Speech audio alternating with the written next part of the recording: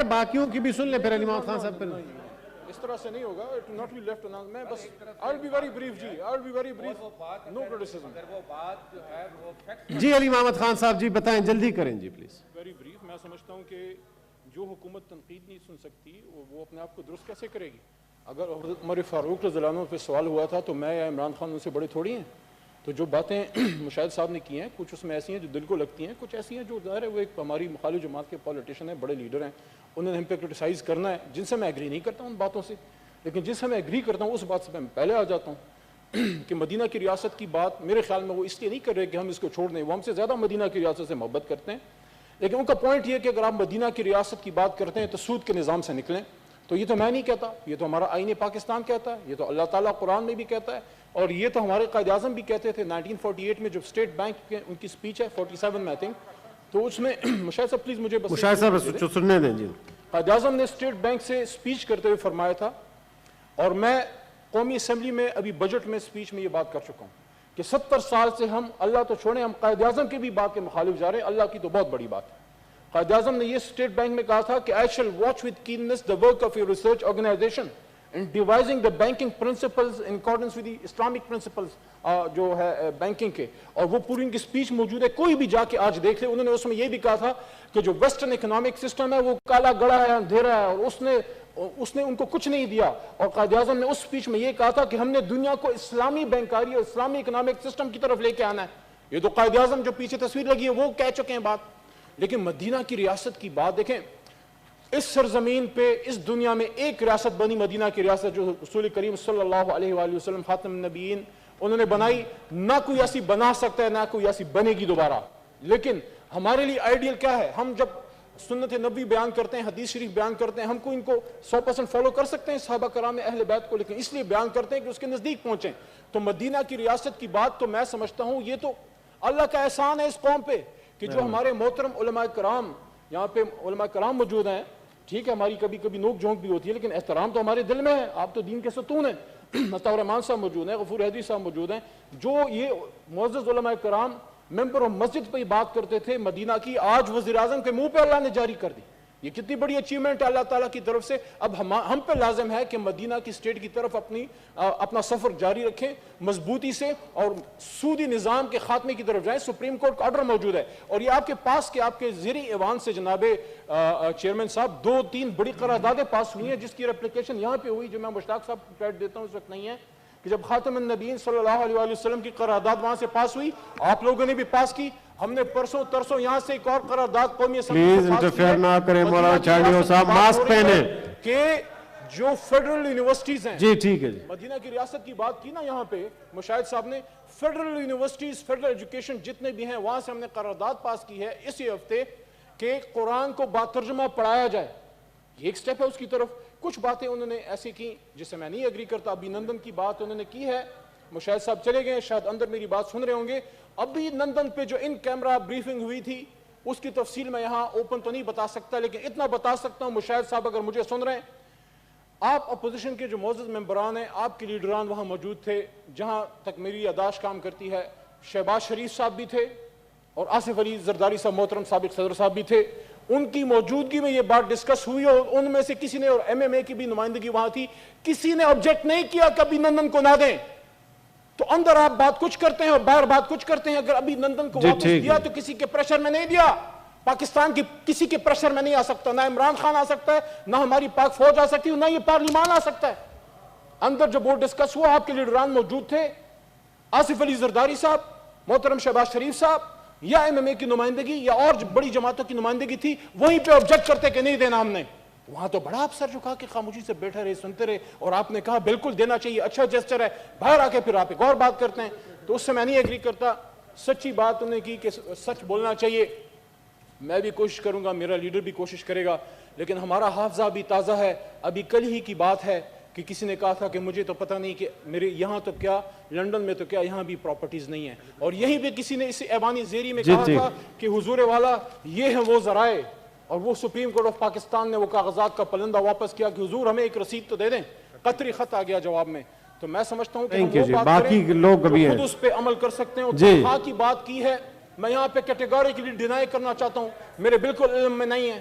بالکل اس وقت جو ہے اس کی کوئی منظوری یہاں سے ایوان زینی سے نہیں دی گئی. نہ عمران خان صاحب کی تنخواہ 8 لاکھ ہے, نہ صدر مملکت صاحب کی کوئی 9 لاکھ تنخواہیں ہیں, جو ریگولر تنخواہیں وہی ہیں. کوئی تنخواہیں ایم این ایز کی وزارت کی نہیں بڑی, بلکہ ہم نے ساتھ ساتھ اپنی تنخواہیں آپ سنیں نا جی, آپ یہ کون سا ماحول ہے کہ خود بات کریں دوسرے کی نہ سنیں. جی تھینک یو جی منسٹر صاحب. اور آخری بات, سی پیک کی بات کی ہے, میں یہاں پہ سجیسٹ کرتا ہوں یہ روز روز کے جھگڑے سے نکلنے کا بہترین حل میں آپ کو تجویز کرتا ہوں.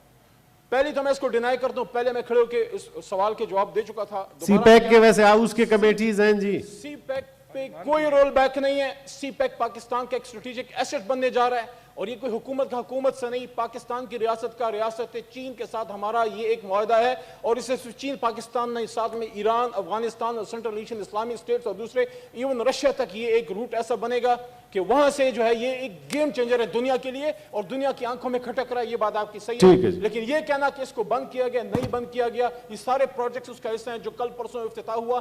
20-30 سالہ پرانے پروجیکٹس عمران خان سٹارٹ کر رہا ہے. کیا دیامیر بھاشا ہو یا آپ کا مومن ڈیم ہو, کر دیتے تو بالکل اس پہ کوئی وہ نہیں ہے. لیکن اگر آپ چاہتے ہیں, میں سجیسٹ کرتا ہوں یہاں پہ سی پیک پہ اوپن ڈیبیٹ کریں, اور اپوزیشن کے ممبران بھی آئیں کہ آپ کے دور میں کیا ہوا اور کیوں آپ نے سی پیک کو متنازع بنایا کہ مغربی روٹ کے مشرقی روٹ کی طرف آئے. تو آخر میں یہی کہوں گا کہ یہاں وہ بات کریں جس کے پاس آپ کے پاس کوجنٹ دلائل موجود ہوں. کوئی سی پیک کو رول بیک نہیں کیا جا رہا, کوئی ابھی نندن کو ہم نے ٹھیک ہے جی, تھینک یو جی, آپ کی مشاورت سے چھوڑا. Thank you ji. Senator Raza Rabbani صاحب, رضا ربانی صاحب پلیز. رضا صاحب جی, رضا صاحب اس طرح پھر فیصلے میں خود ہی کر لوں گا پھر جی. تو میں کہہ رہا ہوں نا رضا صاحب جی. مولانا عبد الغفور حیدری صاحب چکے, نہیں مولانا عبد الغفور حیدری, پھر اس کے بعد آپ کی باری آ رہی ہے جی. اب بیٹھ جائیں شریف سے. یہ کس طرح کا ہے جی؟ تو میں نے تو ان کو کہا, وہ کہہ رہے ہیں آپ کریں گے جی. رضا ربانی صاحب. شکریہ جناب چیئرمین. دو مختصر سی باتیں, اور پہلی جو بات میں نے کرنی ہے وہ یقیناً میرے لیے ایک عجیب سی بات ہے, کیونکہ بازی صاحب بیٹھے. اس سے پہلے جتنا بھی میرا سینٹ کا کریئر رہا ہے, میں نے کوئی بات اپنی پرسن کی فلور آف دا ہاؤس پہ نہیں کی, اور نہ ہی میں یہ موضوع بھی لے کے آتا. لیکن کیونکہ ان ایکشن ہے تو لہٰذا میں یہ سمجھتا ہوں کہ کم سے کم آن دا ریکارڈ یہ بات آ جانی چاہیے. کل کو اس کا کیا صورت بنتی ہے وہ میں کہہ نہیں سکتا. جناب چیئرمین, یہ 11 جولائی کو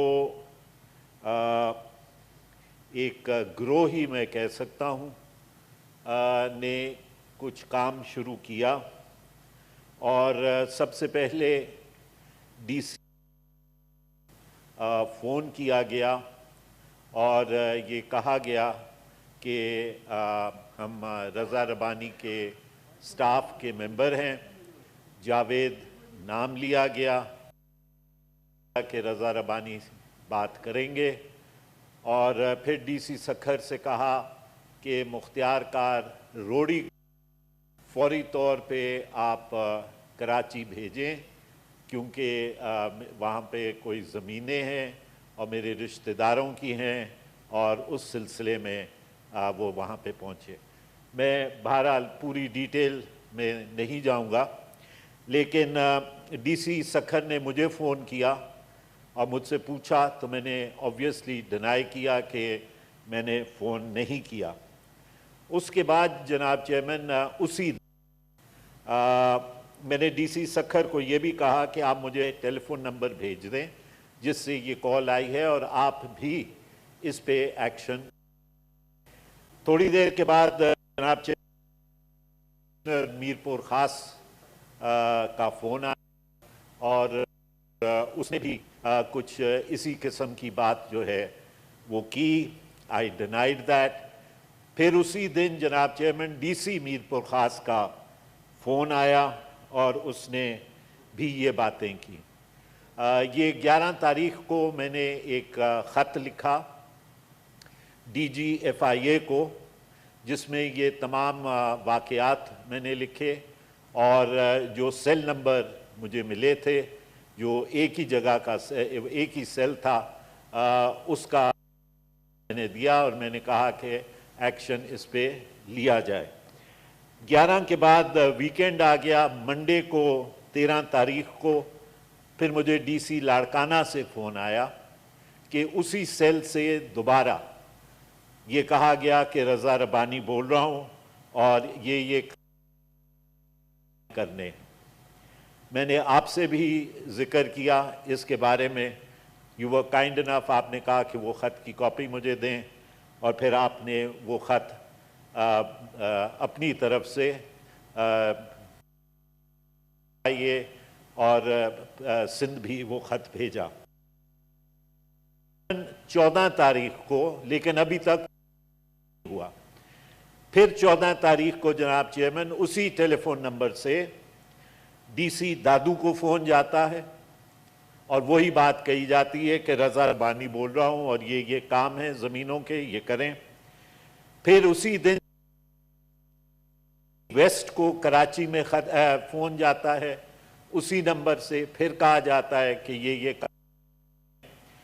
اسی دن جناب چیئرمین اے سی صدر کراچی کو خط جاتا ہے، اسسٹنٹ کمشنر فون جاتا ہے اسی سیل سے اور کہا جاتا ہے آپ یہ کریں اور رضا ربانی بول رہا ہوں۔ اور جناب چیئرمین پھر 16 تاریخ کو اس کا بھی میں نے خط جو ہے وہ لکھا یہ ڈی جی ایف آئی اے کو، واقعات ابھی تک رکے نہیں ہیں، سیل نمبر ہے لیکن پھر بھی کوئی ایکشن اس پہ نہیں ہوا۔